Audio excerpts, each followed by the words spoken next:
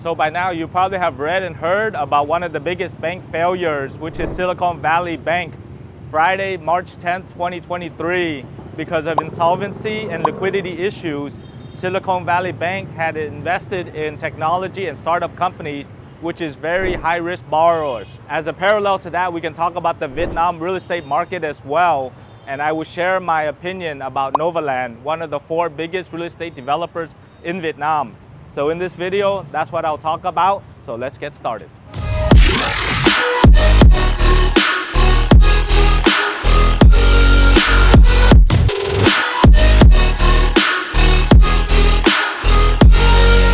Hello, my name is Ken Duong, an international business attorney that has over 15 years of experience helping individuals and companies invest all around the world, get second citizenships, understand their legal requirements, and also being successful in many countries.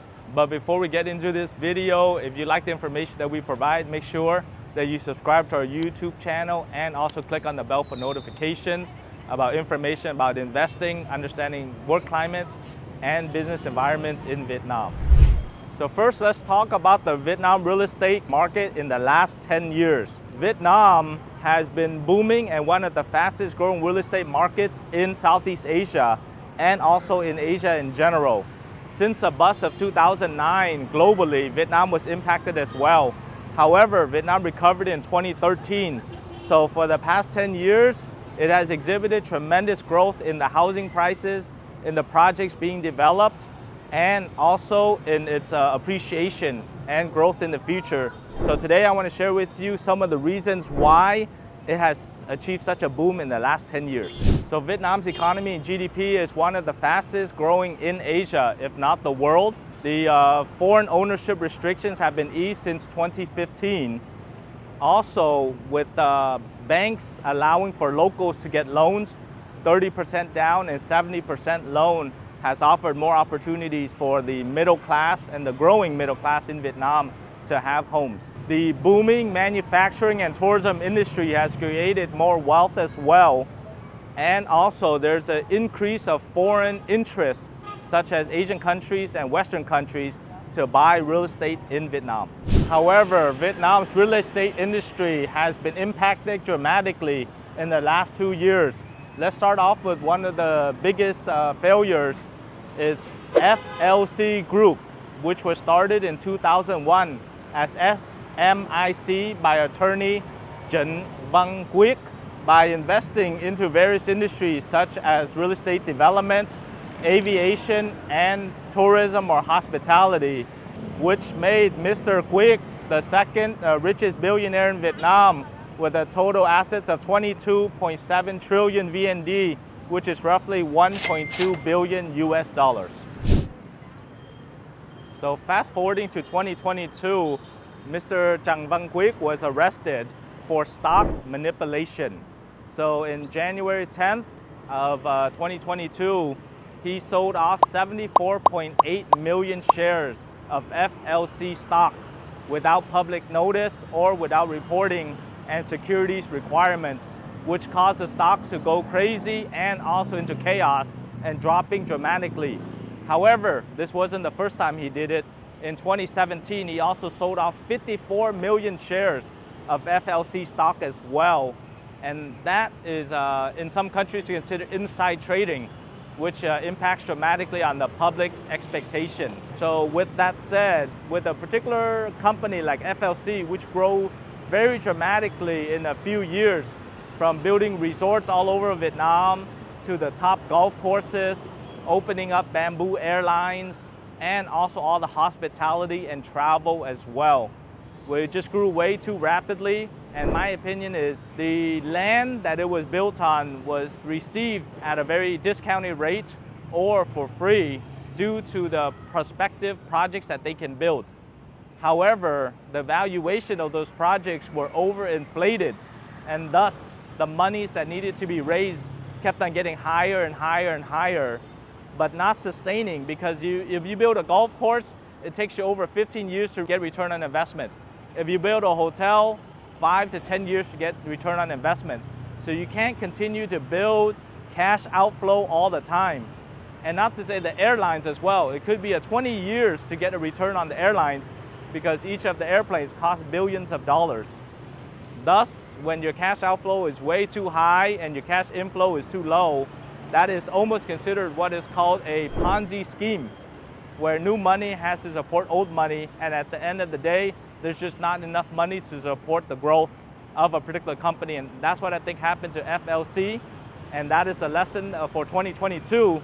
But many of the other real estate companies that I'll talk about as well and give my opinion of why they failed very recently, but it was because of things that they have been doing or did about 5 to 10 years ago. The next big real estate conglomerate, which is Thinh Phat Group, which is led by Miss Trương Mỹ Lan. And we're right here in front of one of their iconic 6-star hotels, which is the Times Square building, and also next to their headquarter office here on Nguyễn Huệ in District 1. So Thinh Phat's story is very interesting. In October 22, Miss Trương Mỹ Lan, chairwoman of Thinh Phat, was arrested along with a few others. Trương Huệ Vân, who is the CEO of Windsor Property Management, Nguyễn Phương Hồng, who is the assistant to Miss Trương Mỹ Lan, and also a very important person is Hồ Bửu Phương, which is the former chairwoman of Tăng Việt Securities, which is a company that issued a lot of the stocks and bonds for Thinh Phat. So as a group, they were arrested for issuance of bonds and stocks accounting for $41.87 million, but it was against the law to issue these particular bonds. They have also misappropriated in 2018 and 19 of millions of dollars of customers and clients as well. As of November 2022, the Hanoi Planning Investment Department have frozen assets and collateral of Thinh Phat, including 762 legal entities that have been involved or related to the group itself.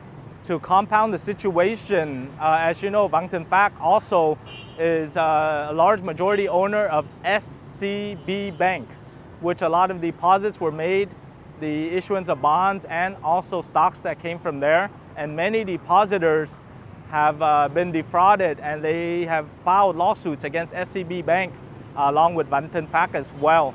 And this caused a downfall of one of the biggest conglomerates in Vietnam for many, many years.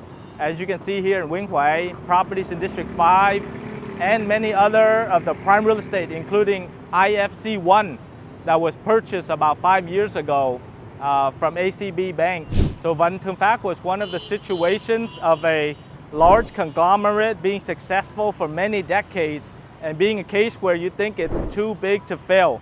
But in my opinion, why this time in 2022 that they were arrested, and also the downfall of one of the biggest developers in Vietnam and many successful projects, is due to a certain connection to monies from outside of Vietnam of other Asian countries such as Hong Kong, Singapore, and China. And that is one of the big reasons why there's political tensions that may have impacted the economics and the situation with Ms. Trương Mỹ Lan and Thinh Phat.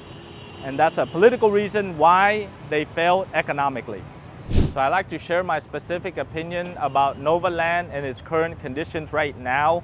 I won't go over the news because you probably heard about them possibly as insolvent or as possibly bankrupt in the future, and potentially even criminal sanctions against particular owners of the company. So Novaland in the last 10 years has developed what are called Nova Worlds all around Vietnam, from Phan Thiết to Vũng Tàu to Ha Long Bay, Nha Trang, and many other parts. And they are large conglomerates, huge projects. So what was happening is they were selling these projects very fast with large sales teams, marketing strategies, including yachts, supercars, big trips, using islands and all of the strategies. But just more recently, they were actually caught with potentially what is called bond issuance manipulation or stock manipulation as well, because the lands were being valued way too high and they were borrowing against it in the hundreds of millions of dollars. So debt servicing alone has caused a lot of liquidity issues for them. So what Novaland did was it opened up Nova F&B, which are the retail businesses, and they bought over a lot of retail franchises such as Jumbo Seafood, Sushi Tay, City Gym. There's a Fin Deli right here as well in the coffee side, and many, many other retail businesses to create a cash flow positive business. However, there was no profit. It was purely revenues in order to borrow more money to do their real estate projects. But as you know, real estate projects takes years, and these Nova Worlds will take decades in order to complete.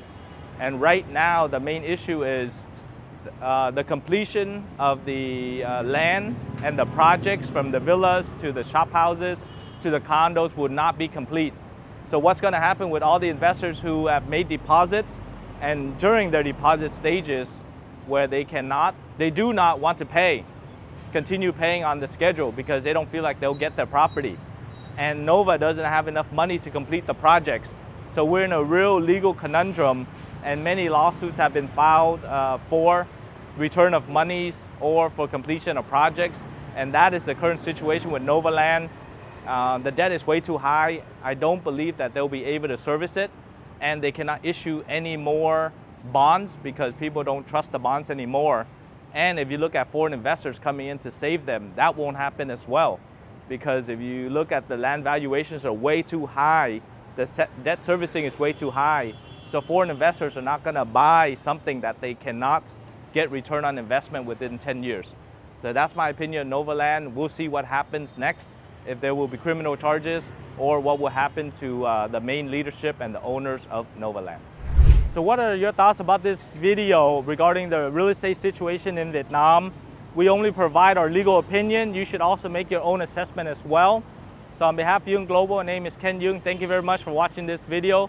But make sure you like our Facebook page, subscribe to our YouTube channel, comment below your thoughts, and click on the bell for notifications. Thank you very much for watching this video, and I'll see you on the next one.